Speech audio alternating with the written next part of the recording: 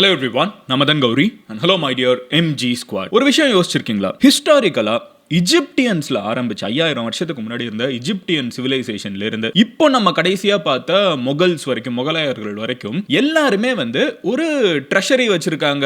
அங்க அவங்களோட எல்லா தங்கத்தையும் அவங்க நாட்டோட சொத்தையும் அங்க பத்திரமா போட்டு வச்சிருக்காங்க. ஒரு கேள்வி உங்களுக்குள்ள வந்திருக்கா?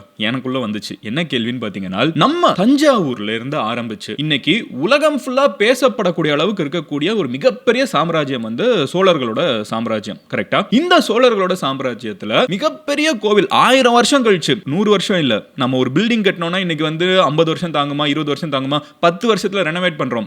1000 வருஷம் கழிச்சு 1000 வருஷத்துக்கு முன்னாடி இருந்த டெக்னாலஜி வச்சு ஒரு மிகப்பெரிய கோவிலை கட்டின ராஜராஜ சோழனோட அந்த ஒரு தங்க சுரங்கம் எங்க?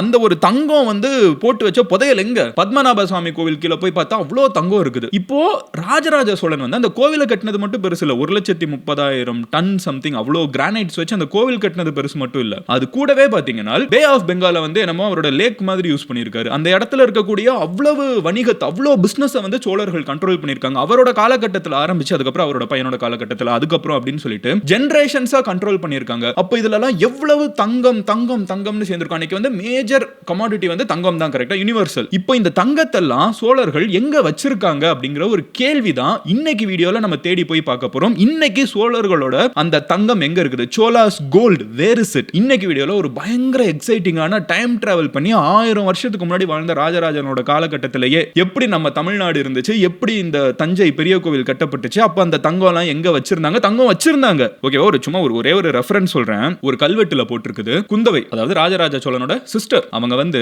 ஒரே கோல ஒரு நாள் ஒரு மத்தியானம் 53 கிலோ தங்கத்தை டொனேட் பண்ணிருக்காங்களாம். இது ஜஸ்ட் ஒன் டேல ஒரு மத்தியானம் கொடுத்த தங்கம். அப்ப எவ்வளவு தங்கம் அவங்க வாழ்நாள்ல அக்யூமுலேட் பண்ணிருப்பாங்க? அதெல்லாம் இப்போ எங்க? டீடைலா இன்னைக்கு வீடியோல பக்காவா சூப்பரா டைம் டிராவல் பண்ணி ரொம்ப நாள் கழிச்சு நம்ம சேனல்ல ஒரு பயங்கர ஹிஸ்டாரிக்கான வீடியோ பார்க்க போறோம். நீங்க இந்த மாதிரி கண்டென்ட் வேணும் அப்படின்னு நினைச்சீங்கன்னா இந்த சேனலை சப்ஸ்கிரைப் பண்ணி ஃபாலோ பண்ணுங்க. அப்போ தான் நான் போஸ்ட் பண்ற கண்டென்ட் எல்லாம் எஸ்பெஷலி இந்த மாதிரி நம்ம சோழர்களை பத்தியோ, பாண்டியர்களை பத்தியோ, சேரர்களை பத்தியோ இந்த மாதிரி பயங்கர எக்ஸைட்டிங்கான ஹிஸ்டாரிக்கான விஷயங்கள் எல்லாம் உங்ககிட்ட கரெக்டா யூடியூப் அல்கோரிதம் சேர்க்கும். இப்போ முதல் விஷயத்துல இருந்து வர ஆரம்பிச்சிருவோம். இந்த தங்கம் முதல்ல இருந்துச்சா அப்படிங்கிற கேள்வியில இருந்து வர ஆரம்பிச்சிருவோம். அதுக்கு ஆன்சர் எஸ். நம்ம நினைச்சு கூட பார்க்க முடியாத அளவுக்கு இருந்திருக்குது. ஒரு சின்ன எக்ஸாம்பிள் சொல்றேன். நம்ம ராஜராஜ சோழன் அப்படின்னு சொன்னாலே 1000 வருஷத்துக்கு முன்னாடி கட்டின இந்த தஞ்சை பெரிய கோவில் தான் நம்மளுக்கு முதல் விஷயமா ஞாபகத்துக்கு வரும். இந்த பிருகதீஸ்வரர் கோவில்ல பாத்தீங்கன்னா இது ரேண்டமான கோவில் சுவர் மட்டும் இல்ல, அதை சுத்தி பாத்தீங்கன்னா அவ்வளோ பெருசுக்கு சுவர் இருக்கும்ல, அது ரேண்டமான கோவில் சுவர். கோவிலை பாதுகாக்கிறதுக்கு ஏதோ ராஜா கட்டியிருக்காங்கிறது மட்டும் கிடையாது.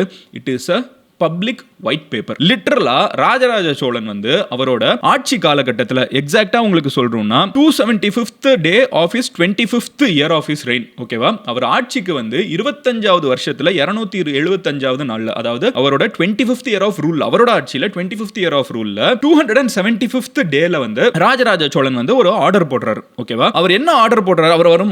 அவர் ஆட்சி செஞ்ச காலகட்டம் எவ்வளவு அப்படின்னு பாத்தீங்கன்னா 29 இயர்ஸ். ஓகேவா? இந்த 29 இயர்ஸ் அவரோட மொத்த ஆட்சி காலகட்டம். அதுல 25 இயர்ஸ்ல அவர் 25th இயர்ல அவர் என்ன பண்றாருன்னு பாத்தீங்கன்னா, அவர் ஆட்சிக்கு 25வது வருஷம் அவரோட சீஃப் ஆர்கிடெக்ட்டுக்கு ஒரு ஆர்டர் போடுறாரு. அதுல இந்த தஞ்சை பெரிய கோவிலுக்கு எவ்வளவு தங்கம் கொடுக்கப்படுது, ராஜா எவ்வளவு தங்கம், ராஜராஜ சோழனும் அவரோட சிஸ்டர் குந்தவையா இருக்கட்டும், அது போக அவங்க கூட இருக்கக்கூடிய அவரோட மனைவிகளா இருக்கட்டும், ராஜராஜ சோழனோட பாத்தீங்கன்னா கிட்டத்தட்ட 10 to 15 வைஃப்ஸ் ஒரு அக்கவுண்ட்ஸ்ல சொல்லுவாங்க. இதுல அவங்களுக்கு ஒரு குஜராத்தி வைஃப்லாம் இருந்தாங்கன்னு கூட பேசுறது உண்டு. அவங்க பேரு பாருங்க, அது குஜராத்தி பேரா இருக்குன்னு. சோ ஒரு 15 வயசு கிட்ட இருக்காங்க. சோ இந்த குவீன்ஸா இருக்கட்டும், அதே மாதிரி ராஜராஜ சோழனோட சிஸ்டரா இருக்கட்டும், ராஜராஜ சோழனா இருக்கட்டும், இவங்க எல்லாம் கொடுக்கக்கூடிய ராயல் டொனேஷன்ஸ் எல்லாத்தையுமே கோவில்ல கல்வெட்டா என்னோட வாழ்நாள்ல நீங்க செதுக்குங்க, இனிமே எல்லாத்தையும் செதுக்குங்க, இது வரைக்கும் கொடுத்தது எல்லாத்தையும் செதுக்குங்க அப்படின்னு சொல்லிட்டு கோவில்ல எழுதி வச்சிருக்காங்க. அதனால தான் நம்மளுக்கு 1000 வருஷம் கழிச்சு தெரியும் கொடுத்திருக்காங்க. அது 1000 வருஷம் கழிச்சு அவன் எடுத்திருப்பான். அது போக மிச்சம் இருக்கிற அளவுக்கு கொடுத்தாங்களான்னு கேட்டீங்கன்னா நினைச்சு கூட பார்க்க முடியாத அளவுக்கு கொடுத்திருக்காங்க. உங்களுக்கு எவ்வளவு தங்கம் ராஜராஜ சோழன் காலகட்டத்திலே கோவிலுக்கு கொடுத்திருக்காங்கன்னு சொல்றேன். அவங்க அதை தான் ட்ரெஷரியா பார்த்திருக்காங்க. எவ்வளவு கொடுத்திருக்காங்கன்னு நான் சொல்றேன். ஒன் ஆஃப் தீஸ் பிளேசஸ், அது போக அவங்களோட அரண்மனையில இருந்திருக்கலாம், வாட்எவர், பட் கோவிலுக்கு கொடுத்தது மட்டுமே சொல்றேன். ராஜராஜ சோழர்களோட காலகட்டத்தில் 3 மெயின் டைப்ஸ் ஆஃப் மெஷர்மெண்ட்ஸ் இருந்திருக்கு. இப்போ நம்ம சொல்றோம்ல கிராம், கிலோகிராம் அப்படிலாம் சொல்றோம்ல, பவுண்ட் சொல்லுவாங்க, அப்படி ஒவ்வொன்றா சொல்றாங்கல்ல. அந்த காலகட்டத்தில், அவரோட காலகட்டத்தில் குன்றிமணி அப்படின்னு சொன்னா ஒரு 0.133 கிராம் ஆஃப் கோல்டு. ஓகேவா? அதே மாதிரி பாத்தீங்கன்னா மஞ்சாடி அப்படின்னு சொன்னா அது 0.266 கிராம் ஆஃப் கோல்டு. அப்புறம் வந்து களஞ்சு அப்படின்னு சொன்னாங்களா 5.32 கிராம்ஸ் ஆஃப் கோல்டு. ஓகேவா? சோ இதுல மேஜர் நம்பர் என்னன்னு பாத்தீங்கன்னா களஞ்சுன்னு சொன்னாங்கன்னா அது வந்து ஒரு 20 மஞ்சாடி, கிட்டத்தட்ட 5.5 கிராம் தங்கம் வந்து ஒரு களஞ்சு. ஓகேவா? சோ இதுல அவங்களோட டாக்குமெண்ட்ல என்ன தெரியுமா போட்டுருக்கு, அப்ப வந்து எவ்வளவு 1000 களஞ்சு சேர்ந்துச்சுன்னா கிட்டத்தட்ட 5.5 கிலோ. ஓகேவா? 5.5 கிலோ தங்கம் ஒரு டாக்குமெண்ட்ல. அதாவது டாக்குமெண்ட்னா இன்னைக்கு நீங்க போய் பார்க்கலாம், அந்த பெரிய கோவில்ல இருக்கிற கல்வெட்டுல என்ன போட்டிருக்குன்னு பாத்தீங்கன்னா, ஒரு நாள் மத்தியானம் வந்து பிரின்சஸ் குந்தவை, ஓகேவா, அவங்க ஒருத்தங்க மட்டுமே ஒரு நாள் மத்தியானத்துல வந்து 10,000 களஞ்சு கொடுத்தாங்கிறது ஒரு டாக்குமெண்ட். இது வந்து ரேண்டமான விஷயம் இல்ல, கோவிலுக்கு அவங்க கொடுத்திருக்காங்கிறது செதுக்கப்பட்டிருக்குது கல்லில். அதனால 1000 வருஷம் கழிச்சு நம்ம டவுட்டே இல்லாம சொல்ல முடியும் அவங்க 1000 வருஷத்துக்கு முன்னாடி கொடுத்திருக்காங்கன்னு. 10,000 களஞ்சு கொடுத்திருக்காங்க. தட் இஸ் 53 கிலோஸ் ஆஃப் கோல்ட வந்து அவங்க ஒன் கோல கோவிலுக்கு அப்படின்னு சொல்லி கொடுத்திருக்காங்க. அண்ட் இந்த ட்ரெஷர்லாம் எப்படி என்ன மாதிரி இந்த தங்கத்தெல்லாம் கொடுத்திருக்காங்கன்னு பாத்தீங்கன்னா, அந்த எழுதுனதுல செதுக்குனதுல எப்படி இருக்குன்னு பாத்தீங்கன்னா, பொற்காசுகளா கொடுத்தது இருக்குது, பிரான்ஸ் ஸ்டாச்சூஸா கோவிலுக்கு வந்து சிலைகளா, அந்த பிரான்ஸை வந்து கொடுக்கிறதுக்கு பிரான்ஸா கொடுத்தா எடுத்துட்டு போய் அப்ப சிலைகளா கடவுளாவே கொடுத்துடுறது, கடவுளை வந்து அந்த தங்கத்திலையும் பிரான்ஸ்லையும் சில்வர்லையும் செஞ்சு கொடுக்கிறது அப்படிங்கிற ஒரு பிராக்டிஸ் இருந்திருக்கு. சில்வர் கொடுத்திருக்காங்க. பேர்ல்ஸ் 10,000 பேர்ல்ஸ் கொடுத்த கணக்கு இருக்குது. 20,000 பேர்ல்ஸ். ஓகேவா? இந்த மாதிரி ரெக்கார்ட்ஸ். அப்புறம் வந்து கோல்டு, இது எல்லாத்தையுமே வந்து அப்படி வாரி இறைச்சிருக்காங்க. கோல்டன் ட்ரம்பட் கொடுத்திருக்காங்க. ட்ரம்பட் நம்ம வாசி போல அதை வந்து கோல்டுல வந்து கொடுத்திருக்காங்க. இந்த மாதிரி சம் ஃபார்ம் ஆஃப் கடவுளோட அசோசியேட் பண்ணி ஏதாவது ஒரு மெத்தட்ல கடவுளுக்கு கொடுக்குற ஆபரணம் அப்படி இப்படின்னு சொல்லி மக்கள் வந்து நம்பக்கூடிய கடவுளின் பேர்ல கடவுளுக்கு உருவாக்குறோம்னு சொல்லிட்டு இந்த கோல்டு எல்லாத்தையுமே ராஜராஜன் காலகட்டத்தில் பயங்கரமா கோவிலுக்கு கொடுத்திருக்காங்க. அப்ப இந்த கோல்டு எல்லாம் கோவிலுக்குள்ள இருந்திருக்குது. கரெக்டா? என்ன ஆச்சுன்னு பாக்குறதுக்கு முன்னாடி முதல்ல எப்படி ராஜராஜ சோழனுக்கு இவ்வளவு காசு வந்துச்சு அப்படிங்கிற ஒரு கேள்வி இருக்கும். கரெக்டா? அவங்களோட காலகட்டத்தில் ஒரு சோழர்களோட காயின், கோல்டு காயின் வந்து என்ன சொல்லியிருக்காங்கன்னு பாத்தீங்கன்னா கஹவானு அப்படின்னு சொல்லியிருக்காங்க. காசுன்னு சில இடங்கள்ல சொல்லியிருக்காங்க. இந்த சோழ கஹவானு அப்படிங்கிறது ஒரு கோல்டன் காயின், ஒரு சோழர்களோட காயின். இந்த காயின்ஸ் எல்லாம் வந்து அவங்க மெயினா மேஜர் சர்க்குலேஷன், இது ரொம்ப விலை மதிக்க முடியாதது, இருக்கிறதுலே காஸ்ட்லியஸ்ட், நம்ம ஊர்ல இருக்கிற 2000 ரூபாய் நோட்டு மாதிரி. சோ இதெல்லாம் இவங்க எப்படி வச்சிருக்காங்கன்னு பாத்தீங்கன்னா, இவங்களுக்கு மெயினா வந்து ஃபண்டிங் வந்திருக்கிறது 3 sources. First one global maritime trade. லிட்டரலா உலகத்துல இப்ப எப்படி ஈரான் வந்து அந்த ஸ்ட்ரைட் ஆஃப் ஹோர்முஸை கண்ட்ரோல் பண்றாங்க, ஈரான் நினைச்சா வந்து நம்ம வீட்ல வந்து பெயினை ஃபீல் பண்ண முடியுது இல்ல, ஈரான் வந்து அந்த 20 கிலோமீட்டர் வச்சுக்கிட்டு எப்படி கண்ட்ரோல் பண்றாங்க. சோழர்கள் காலகட்டத்தில், ராஜராஜ சோழன் காலகட்டத்தில் அவங்க மொத்த பே ஆஃப் பெங்காலே கண்ட்ரோல் பண்ணியிருக்காங்க அண்ட் பார்ட்ஸ் ஆஃப் இந்தியன் ஓஷனை கண்ட்ரோல் பண்ணியிருக்காங்க. அப்ப யோசிச்சு பாருங்க, ஆயிரக்கணக்கான கிலோமீட்டர்ஸ் ஆஃப் கடல் பகுதியை வந்து இவங்க கண்ட்ரோல் பண்ணியிருக்காங்க. And it's on record. இன்னைக்கு மலேசியால இருக்கிற தமிழர்களுக்கு வந்து நான் வந்து பர்சனலா பார்த்திருக்கேன், அங்க வந்து ஒரு ஸ்டாப் இருக்கும், சரியா, KLCC கிட்ட, மலேசியால இந்த ட்வின் டவர்ஸ் கிட்ட வந்து ஒரு ஸ்டாப் இருக்கு. அது பேர் வந்து ராஜா சுலியன் அப்படின்னு ஒரு மெட்ரோ ஸ்டாப் இருக்கும். அது என்னன்னு சர்ச் பண்ணி பார்த்தா ராஜராஜ சோழனை ரெப்ரசென்ட் பண்ணி இன்னைக்கு இப்போ ஒரு மெட்ரோ வந்து அங்க வச்சிருக்காங்க. சோ அந்த அளவுக்கு இந்த சோழர்கள் வந்து ரீச் இருந்திருக்குது. மலேசியால இருந்திருக்குது, சிங்கப்பூர்ல இருந்திருக்குது, இந்தோனேஷியால இருந்திருக்குது. சோ பயங்கரமான ரீச். அப்ப இங்க எல்லாம் போயிட்டு அவங்க வர்றப்போ இங்க இவங்க இந்த கடலை கண்ட்ரோல் பண்றாங்கன்னா what are they doing? They also have tolls. இதுல வந்து ஒருத்தங்க ஒரு கப்பல் இன்னொரு ஒரு வணிக கப்பல் போச்சுன்னா அதுல இருந்து டோல் கலெக்ட் பண்றது. இப்ப ஈரான் பண்ணுங்கறாங்கல்ல, அதேதான் சோழர்கள் வந்து அத்தனை வருஷத்துக்கு முன்னாடி பண்ணியிருக்காங்க, 1000 வருஷத்துக்கு முன்னாடி. இது வந்து அவங்களோட பிக்கஸ்ட் சோர்ஸ் ஆஃப் ரெவென்யூ. அடுத்த பிக்கஸ்ட் சோர்ஸ் ஆஃப் என்ன அப்படி ரெவென்யூ என்னன்னு பாத்தீங்கன்னா, சேரர்களையும் பாண்டியர்களையும் போய் வந்து அவங்க சண்டைக்கு போனது, அப்புறம் அந்த நாட்டுல இருக்கிற தங்கத்தை கொண்டு வந்ததுன்னு சொல்லிட்டு அது வந்து ஒரு மிகப்பெரிய, அதுலயே அவங்க எழுதியே வச்சிருக்காங்க, கல்லே செதுக்கி வச்சிட்டாங்க. சேரர்கள் கிட்ட இருந்து எடுத்துட்டு வந்தது, இந்த போர்ல ஜெயிச்சு சேரர்களோட பணம் வந்து இந்த சேரர்களோட தங்கம் வந்து இவ்வளவு வந்திருக்குது, பாண்டியர்களை வந்து சண்டை போட்டு பாண்டியர்களோட இதெல்லாம் ஜெயிச்சதுக்கு அப்புறம் பாண்டியர்களோட சொத்துக்கள் இவ்வளவு வந்திருக்குது, இவ்வளவு தங்கம் வந்திருக்குது, இதெல்லாம் கல்வெட்டா இருக்குது. அண்ட் மூணாவது முக்கியமான சோர்ஸ் என்னன்னு பாத்தீங்கன்னா ராயல் ட்ரெஷரி. அவங்க அபிஷியலாவே ஆட்சி செஞ்சுட்டு இருந்ததுனால அப்போ இருந்த மக்கள் கிட்ட வந்து டாக்ஸ் இருந்திருக்குது, அக்ரிகல்ச்சரல் ரெவென்யூ, அரசர்கள் ஓன் பண்ணக்கூடிய மண்ணு, அதுல விளையக்கூடிய தானியங்கள், அதை வித்து அதுல இருந்து வரக்கூடிய காசு, இதெல்லாமே வந்து அகைன் ஆடட். இதுதான் 3 சோர்ஸ். கடல், பக்கத்து நாட்டை கான்குவெஸ்ட் பண்றது,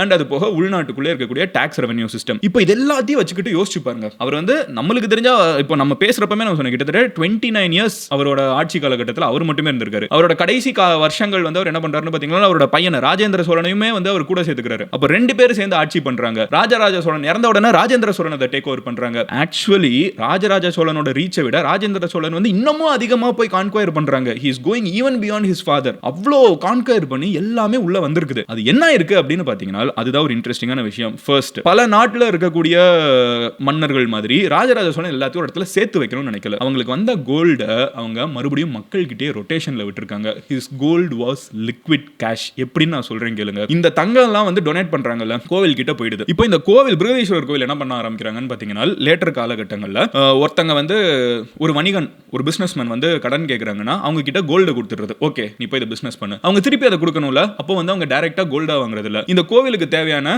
நெய்யை சப்ளை பண்ணிடு, அரிசியை கொடுக்க ஆரம்பிச்சிரு. இந்த மாதிரி அவங்களோட கோல்டு எல்லாத்தையுமே பப்ளிக் கிட்ட கொடுத்துட்டு பப்ளிக் வந்து மறுபடியும் ரீபே பண்ண வேண்டியது. பிரின்சிபல்ல கோல்ட வாங்காம மறுபடியும் தங்கத்தையே திருப்பி வாங்காம அவங்க வந்து இன்ட்ரெஸ்டா வந்து எனக்கு ஒரு 12-15% சம்திங் சோழர்கள் காலகட்டத்தில் போட்டிருக்காங்க. இதை இன்ட்ரெஸ்டா ஒரு மாசத்துக்கு நீ இவ்வளோ தர வேண்டியது இருந்துச்சுன்னா பார்ட்டர் சிஸ்டம் தான் அந்த காலகட்டத்தில். அவங்க பதிலுக்கு என்ன பண்ணிட்டாங்கன்னா, நீ பணமா தர வேணாம், நீ வந்து காசா தர வேணாம், நீ தங்கமா தர வேணாம், அதுக்கு பதிலா நீ வந்து தானியங்களா தந்துரு. கோவிலுக்கு வந்து ஒரு தேவை, மாடுகளோட தேவை இருக்குன்னா மாடுகளா தந்துரு. கோவிலுக்கு வந்து நாதஸ்வர தேவை இருக்குன்னா நீ நாதஸ்வரமா தந்துரு. அந்த மாதிரி வந்து வேற வேற மெத்தட் மூலமா வந்து அவங்க திருப்பி அதை கலெக்ட் பண்ணிருக்காங்க. அப்போ இந்த கோல்டு என்ன ஆகுதுன்னு பாத்தீங்கன்னா, சோழர்கள் ராஜராஜ சோழன் இவங்க அக்யூமுலேட் பண்ண கோல்டு வந்து மறுபடியும் அந்த நாட்டு மக்கள் கிட்ட லிக்விடா மாறுது, அவங்க கிட்ட போகுது, அவங்க வந்து அதை யூஸ் பண்றாங்க. இது ஒரு வே ஆஃப் ஒரு அந்த வால்ட்ல இருந்து கம்மியாகிற கோல்டு. ரெண்டாவது இஷ்யூ நான் சொல்றேன். இதுக்கப்புறம் வந்து ஒரு மிகப்பெரிய ஒரு வேட்டை ஆஃப் சவுத் இந்தியாவே நடக்குது. அதை பண்ணது யாருன்னு பாத்தீங்கன்னா மாலிக் காஃபூர். லிட்டரலா மாலிக் காஃபூர் வந்து சவுத் இந்தியாவுக்கு வந்து 96,000 மவுண்ட்ஸ் ஆஃப் கோல்டு வந்து எடுத்துட்டு போனாருன்னு சொல்லுவாங்க. அது கிட்டத்தட்ட எவ்வளோன்னு பார்த்தீங்கன்னா 2,400 to 3,000